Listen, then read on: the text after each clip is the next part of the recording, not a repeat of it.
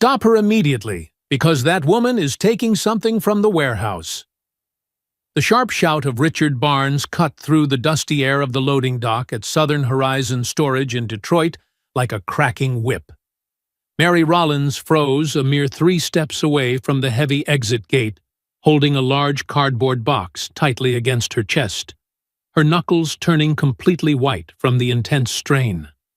She did not turn around right away, but instead closed her eyes for a brief moment, took a very deep breath, and only then rotated her face toward the massive supervisor approaching her like a wounded bull, sweating profusely and pointing his thick thumb directly at her. The other workers, who were busy assembling evening orders in the vast aisles, began to step out one by one, deeply attracted by the sudden commotion, some still holding packing tape, while others left their barcode scanners resting on the metal shelves. The exhausting routine of the late afternoon shift had been entirely broken, and nothing entertains tired, bored people quite like a harsh public shaming in the middle of a mundane workday. "Mrs. Rollins, open that box right this instant," ordered Richard, planting himself firmly in front of her, with his thick arms crossed over his heavy stomach, to assert his absolute dominance. "The supposed thefts in this facility are going to end today, and you are going to be the prime example for everyone else who thinks they are clever enough to steal from me." Mary did not respond with words at first, simply lowering her calm gaze toward the dusty concrete floor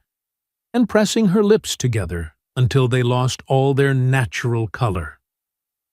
A small group of uneasy workers had already formed a tight semicircle around them, and a few individuals covertly pulled out their mobile phones to record the rapidly escalating confrontation. "Are you completely deaf, woman? Because I told you to open that box right now," repeated Richard, raising his voice to a much higher and more threatening pitch that echoed off the high warehouse ceiling. "Either you open it right here in front of the entire crew, or I will immediately call corporate security and hand you over to the city police in handcuffs, so you better choose your next move wisely." The calloused hands of Mary trembled slightly, not out of any sort of fear, but from the immense weight of contained anger and the heavy burden of enduring countless afternoons of twisted glares and whispered insults behind her back. However, this particular time Richard had gone entirely too far, creating a malicious public spectacle with a captive audience and recording cameras watching her every single calculated move. Taking a profound breath, she took a steady step toward an oxidized metal bench sitting near the gate, placed the cardboard down with extreme delicacy, as if it contained ancient porcelain, lifted the flaps one by one, and stepped back to let everyone see the absolute nothingness inside. A confused murmur quickly rippled through the tight circle of watching employees, prompting someone in the back to let out a nervous laugh, while another worker whistled in blatant, undeniable mockery. Richard Barnes leaned aggressively over the cardboard, sweeping his thick hand across the flat bottom as if he genuinely expected to uncover some invisible secret compartment hidden within the perfectly normal seams. He flipped the box entirely upside down, shook it violently, and held it up against the fading amber light of the late afternoon sun, only to find absolutely nothing inside the empty vessel. "What exactly is the meaning of this nonsense?" he growled, glaring fiercely at her with a deeply contracted brow, demanding to know if she was deliberately trying to make a massive fool out of him. "I am not trying to do anything of the sort, Mr. Barnes," she finally replied, speaking in a voice so incredibly calm and composed that it seemed to belong to an entirely different, peaceful reality. "You were the one who loudly stopped me and yelled across the yard. I am simply leaving my shift, as I do every single day, with an empty box that the company was going to throw into the garbage incinerator tonight. I have been taking these discarded boxes for a very long time, with the explicit permission of the previous warehouse manager, and it was never considered a problem by anyone in charge of this facility. "Well, under my management, it is a massive problem," spat Richard, straightening his posture and loudly announcing to the crowd that absolutely nothing, not even trash, would be given away for free anymore. Just as Richard prepared to escalate his cruel punishment and demand further disciplinary action, Lucy Parker, the incredibly strict human resources manager, arrived walking briskly with a digital tablet tucked beneath her arm, and her forehead deeply creased in authoritative concern. She was a profoundly serious woman who had built her formidable career upon enforcing firm rules without exception. But when she saw Richard panting with rage and Mary quietly holding the empty box, a distinct shadow of doubt crossed her face.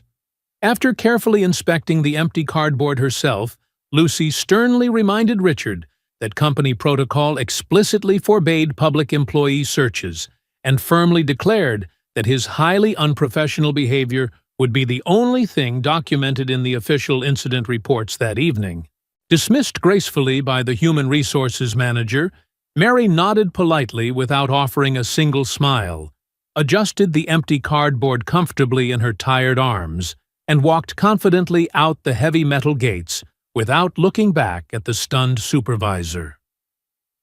What absolutely no one in that tense loading yard realized was that standing a mere 30 paces away, the billionaire owner Frank Vance had observed the entire ugly scene in total contemplative silence. Feeling a strange, distant echo in his chest, as if his soul recognized her quiet dignity from a forgotten lifetime, Frank immediately instructed his trusted chauffeur Arthur Smith to discreetly follow the humble woman through the sprawling streets of Detroit. Mary walked 3 blocks until she reached the public bus stop, carefully balancing the empty cardboard box in her arms, as if she were transporting something incredibly fragile and precious. She climbed aboard the noisy vehicle, found a worn seat near the very back, next to a smudged window, rested her forehead against the cool glass, and allowed the towering brick buildings to blur past her weary eyes. Absolutely no one riding on that crowded city bus could possibly imagine the massive weight she carried within her chest, nor the quiet mission that drove her forward day after day. The transit vehicle rattled heavily as it crossed a large bridge spanning the murky river, gradually leaving the glittering commercial district behind, to enter the much humbler, forgotten industrial outskirts of the city. The wide asphalt avenues quickly gave way to narrow, cracked alleyways, and the bustling city noise was replaced by the familiar sounds of a tight-knit working-class neighborhood where stray dogs slept peacefully in the middle of the uneven roads.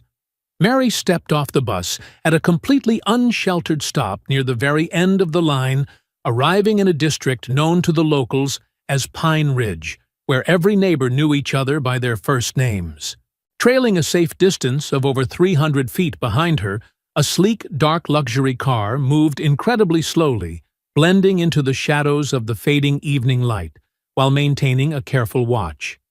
Inside the plush cabin, Frank Vance tightly gripped his knees, his heart racing erratically as he began to recognize the scent of burning firewood mixed with the aroma of freshly baked bread drifting through the chilly evening air. Mary walked down a dirt path, squeezed between unplastered brick houses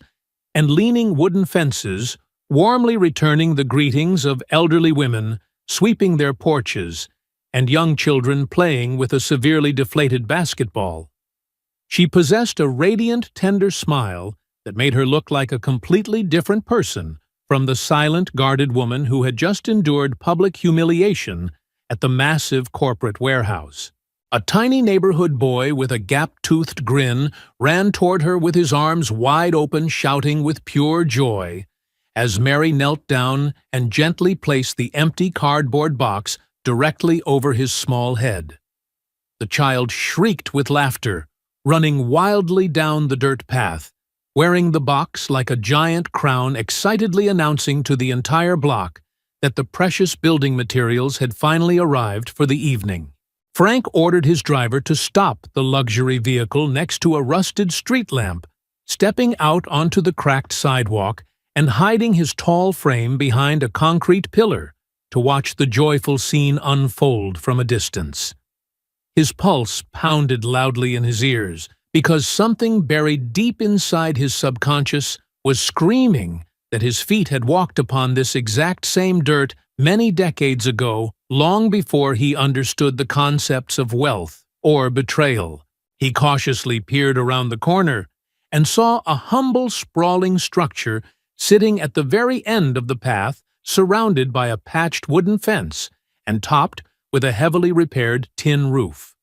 Over the wide-open gate, where several tired mothers and laughing children were freely walking in and out, hung a severely weathered wooden sign displaying deeply carved letters painted in fading white. Frank narrowed his sharp eyes to carefully read the old wooden sign,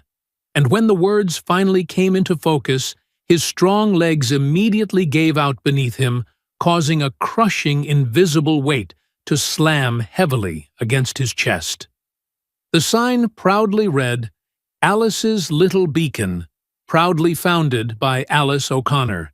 and seeing that specific name instantly robbed the billionaire of his breath, forcing him to stumble backward in complete shock. He desperately reached out with his left hand to brace himself against the rough brick wall of an adjacent house, while his trembling right hand flew up to cover his mouth to stifle a sudden agonizing gasp. That name, deeply carved into the wood, belonged to the exact same woman who had miraculously saved him when he was nothing more than a starving, terrified toddler clinging to his dying mother. Alice O'Connor was the legendary warm-hearted woman who had graciously welcomed his gravely ill mother into a forgotten sanctuary surrounded by mud and poverty, providing them with a safe haven when the rest of the cold city had firmly locked its doors. Frank had solemnly sworn upon his mother's deathbed to return and honor Alice's boundless generosity, a sacred vow that he had entirely abandoned as he spent the subsequent decades building a ruthless logistics empire and accumulating massive fortunes. "It cannot possibly be the same place," he whispered to the chilly wind, his voice breaking into a raspy, almost inaudible sob as hot tears unexpectedly flooded his eyes and spilled freely down his cheeks. As he stared at the humble facade of the shelter, the most feared corporate executive in 3 different states finally felt the icy hand of his forgotten past gripping the back of his neck with undeniable force. Frank Vance found himself completely unable to move away from the rough brick wall, allowing his tears to flow without any permission, sliding down his face and soaking into the expensive silk collar of his tailored shirt. He had never cried like this in a public street, nor had he ever allowed another human being to see him, with slumped shoulders and trembling lips, resembling a broken man who had just recognized the face of a beloved ghost. From the other side of the dirt path, coming from within the patched wooden fence, he could hear the beautiful sounds of children laughing, women giving gentle instructions, and the heavy clattering of a large soup pot being placed onto a warm stove. The billionaire wiped his eyes with the back of his trembling hand, took a ragged breath, and desperately attempted to piece together the shattered fragments of his earliest childhood memories that had just exploded across his mind. Realizing that he was absolutely not emotionally prepared to face the women inside the bustling shelter just yet, Frank slowly pushed himself away from the supporting wall and took several hesitant steps backward into the comforting shadows. He quietly returned to his idling luxury vehicle, sliding into the back seat and closing the heavy door with a soft click, remaining in complete silence for several long minutes while staring blankly at the plush ceiling. When his loyal chauffeur gently asked if they should return to the corporate office, Frank replied with a severely broken voice that they must go straight home because he desperately needed to uncover the absolute truth about the woman carrying the empty boxes. Inside the warm and bustling walls of Alice's little beacon, Mary had just placed her latest cardboard delivery onto a long, scratched wooden table, sitting right in the center of the main indoor courtyard. There were already several other boxes stacked neatly upon the table, some flattened out like thick blankets, while others had been carefully sliced into precise geometrical shapes by skilled, loving hands. A little girl named Emily tugged gently on Mary's sleeve with sparkling eyes, asking if the new box was big enough for the baby crib, to which Mary replied with a tired but genuine smile that it was perfectly sized. Mary hung her worn coat on a rusty nail near the entrance and walked toward the busy kitchen, where the incredible aroma of a rich, hearty stew was currently filling the entire building. Rose Evans, a robust and cheerful woman who handled all the carpentry and sewing for the beloved shelter, wiped her flour-covered hands on a towel and walked over to greet Mary with a deeply concerned look in her kind eyes. Rose was the absolute master at transforming the discarded cardboard from the logistics warehouse into beautiful functional furniture for the homeless mothers, creating sturdy little cribs and small storage chests decorated with bright, hopeful colors. Seeing the lingering distress on her friend's face, Rose asked what had happened, prompting Mary to quietly confess the horrifying details of the public humiliation she had suffered at the hands of the cruel new supervisor, Richard Barnes. Mary admitted her terrifying fear that if Richard successfully fired her, the shelter would lose a massive portion of its secret funding, since she spent nearly all her spare wages buying rice milk and fresh fruit for the children. Rose gently placed both her strong hands upon Mary's trembling shoulders, offering a comforting squeeze, while reminding her that her late mother, Alice O'Connor, always taught them to solve massive problems one tiny piece at a time, like slowly simmering beans over a low fire. Meanwhile, sitting completely unnoticed in a quiet corner of the busy room, 12-year-old Matthew Carter was quietly observing the conversation with incredibly sharp, highly perceptive eyes that missed absolutely nothing that happened within his home. Matthew was an orphan who had been raised in the shelter since infancy, and he carried a secret. Earlier that evening he had peeked through a crack in the fence and seen a wealthy man in a dark suit weeping uncontrollably by the street lamp.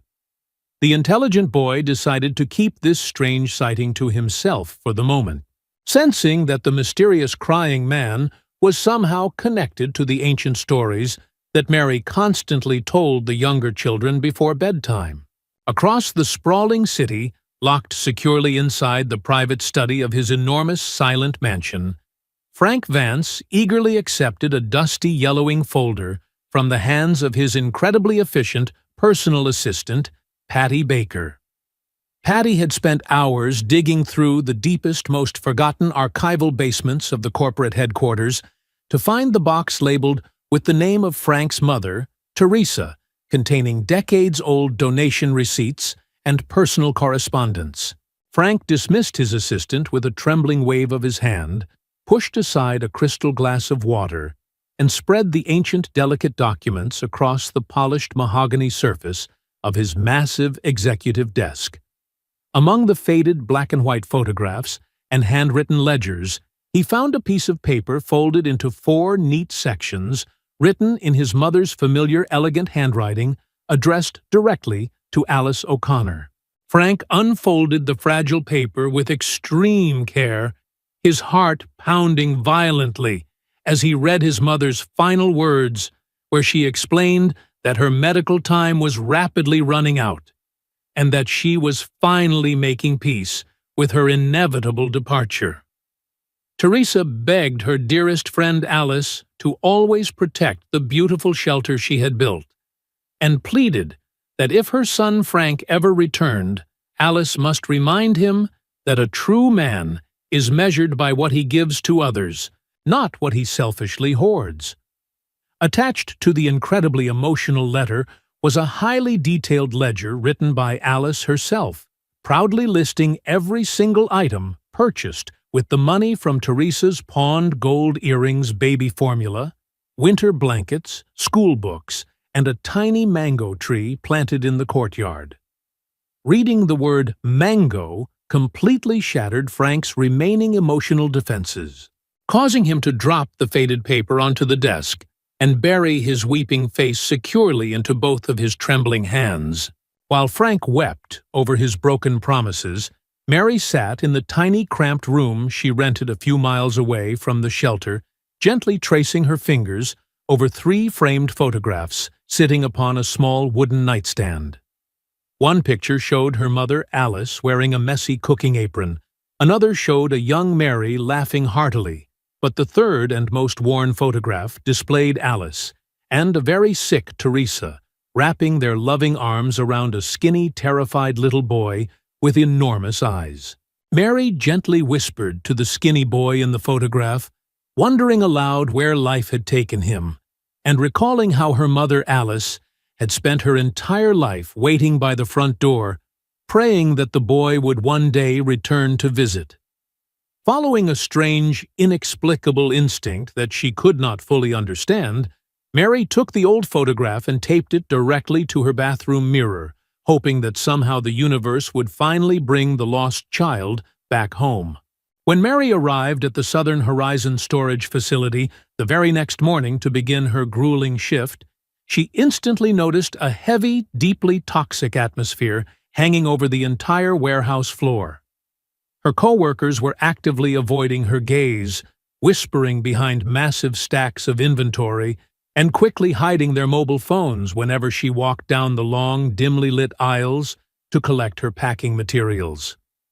Her closest work friend, Yvonne Carter, rushed over with a terrified expression and quietly pulled her behind a tall shelf to show her a viral video playing on a glowing screen, proving that someone had maliciously uploaded the previous day's confrontation to the internet. The heavily edited video falsely portrayed Mary as a caught thief, accumulating over 40,000 views in a single night and generating hundreds of cruel, mocking comments from completely clueless strangers across the city. In the glass-walled executive offices overlooking the massive warehouse floor, Richard Barnes slammed his thick fist aggressively against a sleek conference table, proudly showing the viral video to 2 deeply concerned sub-managers while his face flushed a brilliant, triumphant red.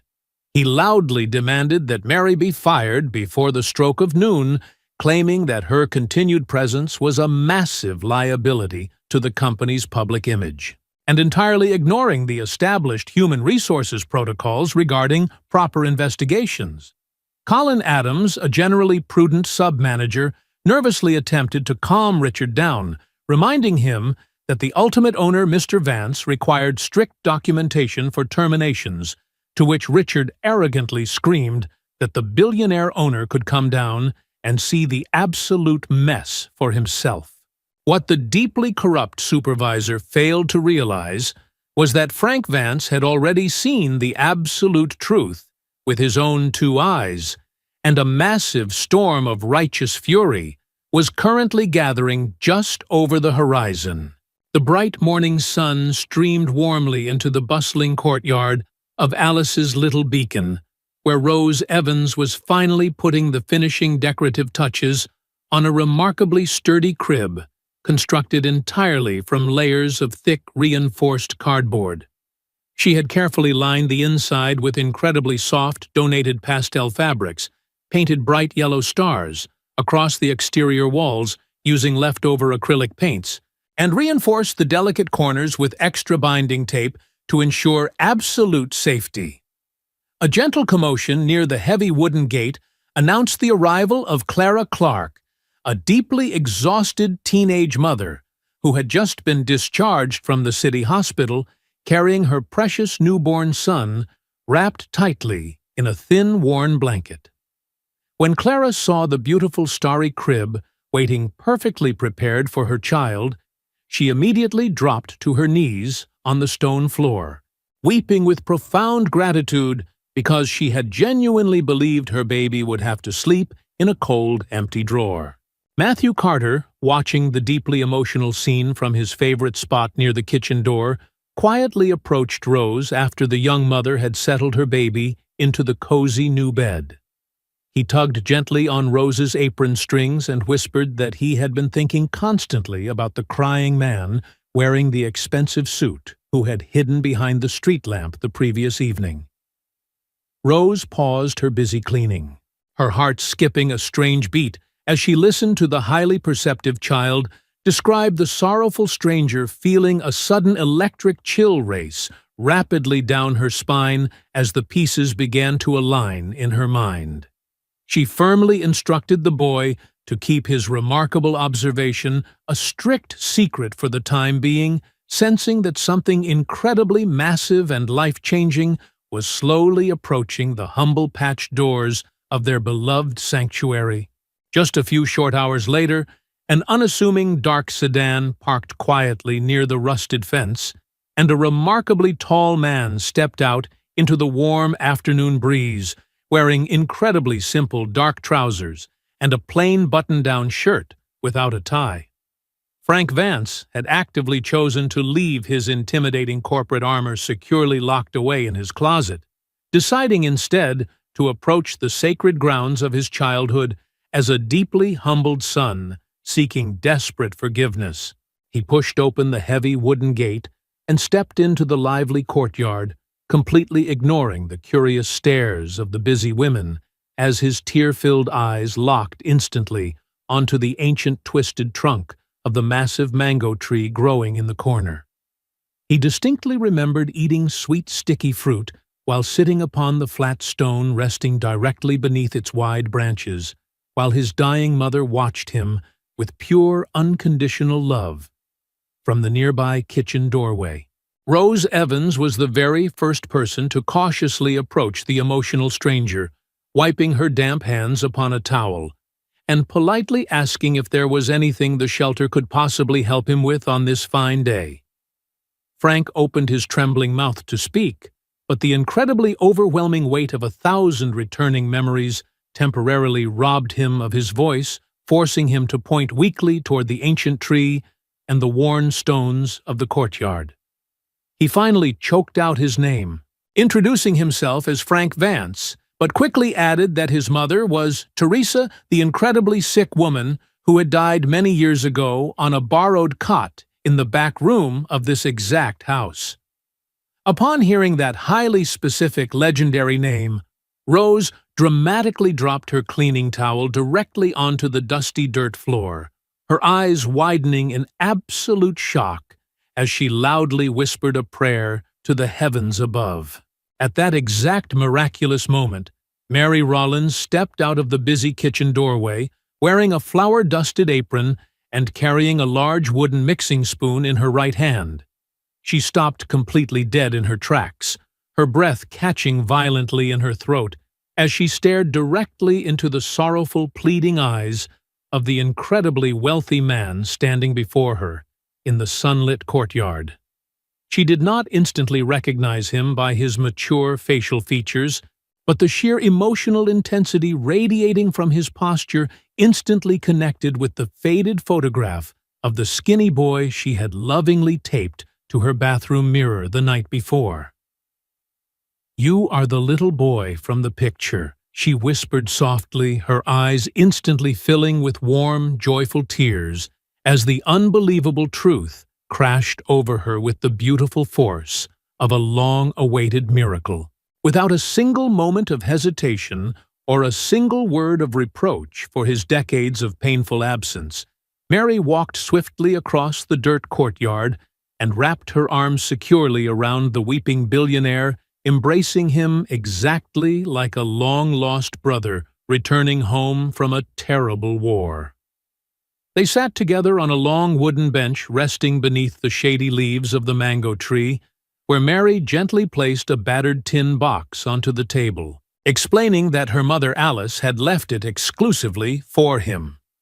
Inside the rusted tin were fading photographs, a small lock of hair, and a thick, beautifully handwritten diary, where Alice had meticulously recorded the exact day she welcomed Teresa and her terrified, wide-eyed little boy into their loving home. Frank pressed the open diary tightly against his chest and sobbed openly, finally releasing decades of frozen corporate coldness, completely surrounded by the unconditional warmth of the family he had forgotten. While a beautiful healing reunion blossomed beneath the mango tree, a highly toxic storm was successfully executing its dark purpose within the glass-walled offices of the Southern Horizon storage facility across town. Richard Barnes had relentlessly pressured the executive team throughout the morning, leveraging the disastrous public relations nightmare caused by the viral video to completely override standard disciplinary procedures and force an immediate termination. Lucy Parker, the conflicted human resources manager, finally signed the official separation documents under severe duress, completely unable to reach Frank Vance on his private phone lines because the billionaire was currently weeping in a dirt courtyard. However, Lucy secretly copied every single piece of security footage, internal email, and violated protocol document into an encrypted hidden folder on her personal computer, firmly believing that a massive reckoning was inevitable. When Mary returned to the massive logistics facility later that afternoon to begin her second shift, she was gently but firmly stopped at the front gates by Bernard Underwood, an elderly security guard with incredibly sad, apologetic eyes. He handed her the freshly printed termination papers, speaking in a very low whisper to explain that he had strict, undeniable orders to deny her entry due to the public scandal, and expressing his profound sorrow over the massive injustice. Mary accepted her devastating fate with quiet, unshakable dignity, nodding respectfully to the kind guard before turning around to begin her long walk back to the bus stop, carrying nothing but her purse. Just before she left, Bernard discreetly slipped a thick sealed envelope into her hands, whispering that it was a highly confidential package from Yvonne Carter, containing absolute proof of everything she would ever need to fight back. Mary walked several miles through the noisy city streets until she found a quiet, isolated iron bench sitting beneath a large oak tree in a small municipal park, far away from the chaotic traffic and the prying eyes of strangers. With fingers trembling from a complex mixture of sudden unemployment and burning curiosity, she carefully tore open the thick envelope provided by Yvonne and pulled out several pages of closely written, incredibly detailed notes. The letter revealed a horrifying, systemic truth. Richard Barnes was not merely an abusive supervisor, but a highly organized thief who had spent years stealing massive quantities of expensive corporate inventory and selling it directly to the local black market. To cover up his massive discrepancies, Richard specifically targeted vulnerable, hard-working women, publicly accusing them of minor infractions to create convenient scapegoats and entirely distract the corporate auditors from his own massive, highly lucrative crimes. Yvonne's letter specifically detailed the tragic, heartbreaking case of Daisy Miller, a former night shift worker who had been brutally framed and fired by Richard just a few months prior under incredibly similar, entirely fabricated circumstances. Because of the sudden, devastating loss of her income, Daisy had been brutally evicted from her apartment and temporarily lost physical custody of her young son, forcing her to survive by selling homemade pastries near a busy bus terminal. Reading about another innocent mother suffering such immense catastrophic pain ignited a blinding, righteous fire deep within Mary's soul, completely erasing any lingering sadness she felt over her own unjust termination from the corrupt logistics facility. She carefully folded the explosive documents, pressed them tightly against her chest, and wiped away her final tears, realizing that her firing was not a defeat, but rather the crucial key needed to unlock a massive chain of long-overdue justice. When Mary finally pushed open the heavy wooden gates of Alice's little beacon later that evening, she found Frank Vance sitting comfortably on the ground, happily sharing a simple dinner of stew and bread with the laughing children. She walked directly toward him, her face radiating an intense, unshakable determination, and gently asked him to step away from the loud courtyard to review some incredibly urgent information she had just received from the warehouse. Frank instantly noticed the fierce spark of battle burning brightly in her eyes, quickly wiping his mouth with a napkin and following her into the quiet, dimly lit kitchen, completely unaware of the massive storm he was about to unleash. Mary handed him the explosive letter, stating clearly that she absolutely did not want her warehouse job back, but instead demanded absolute, undeniable justice for every single woman who had been destroyed by his company's severe negligence. Frank read the detailed pages in absolute silence, his jaw clenching so tightly that the muscles in his neck strained against his collar, as the horrifying realization of what had occurred beneath his own corporate banner settled heavily upon his shoulders. The deep, sorrowful guilt he had been carrying all afternoon instantly transformed into a blazing, highly focused fury, completely erasing the broken man and summoning the ruthless, incredibly powerful corporate titan who commanded absolute authority. He immediately pulled his modern smartphone from his pocket, dialing his fierce private investigator Ethan Reed, and firmly ordering him to assemble the finest corporate lawyers, Ian Vickers and Valerie Page, for an emergency all-night strategy session. Frank looked directly into Mary's eyes and swore a sacred vow that by the time the sun set the following day, the men who had poisoned his company and harmed these women would be completely eradicated from the industry. Early the next morning, Frank and Mary traveled together to a cramped, deeply impoverished apartment hidden behind a noisy neighborhood bakery, searching for the disgraced former employee mentioned in the secret letter. Daisy Miller answered the peeling wooden door, wearing a faded cooking apron, her eyes widening in absolute terror and confusion when she recognized the famous billionaire and the woman from the viral internet video standing on her modest porch. Frank did not offer a formal handshake. Instead, the towering corporate owner dropped directly onto his knees upon the cracked linoleum floor of her tiny kitchen, humbly bowing his head and begging for her absolute forgiveness for his company's massive failures. He swore to Daisy that her stolen dignity, her lost wages, and her completely disrupted life would be fully restored before the week ended, and promised that she would play a crucial role in preventing this tragedy from ever happening again. Armed with an impenetrable mountain of newly gathered evidence, including sworn affidavits from multiple victims, financial traces of the black market sales, and the hidden digital backups provided by Lucy Parker, Frank orchestrated a massive trap. He summoned a mandatory, highly urgent executive board meeting at the very top of his gleaming glass corporate tower in downtown Detroit, requiring the immediate attendance of every single regional manager and operational supervisor in the entire district.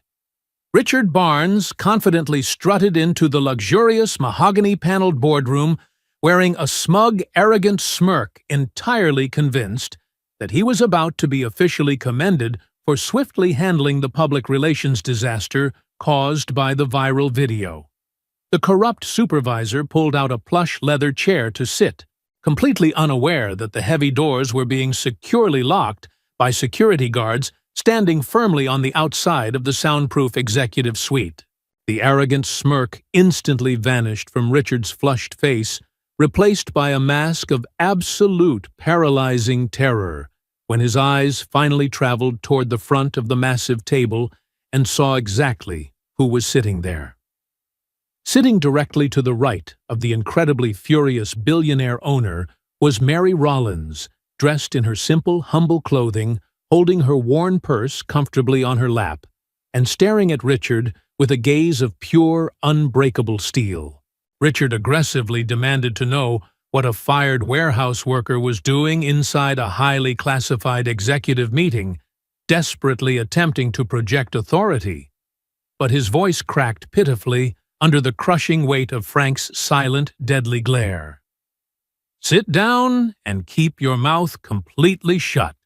Frank commanded with a voice so incredibly cold and sharp that it seemed to instantly drop the temperature of the entire executive boardroom by several terrifying degrees. Over the next agonizing hour, Frank ruthlessly and methodically destroyed Richard's entire existence, throwing undeniable bank records, photographic evidence, and sworn victim statements directly onto the polished table for every single executive to witness. He loudly declared that Richard was officially terminated with absolute cause, heavily penalized, and immediately handed over to the city authorities, who were already waiting patiently in the lobby with shiny metal handcuffs. Before the defeated, trembling supervisor was dragged out of the room, Mary stood up and delivered a final devastating blow, stating that Richard thought he was crushing weak women, but he had actually awakened an entire family of unbreakable survivors.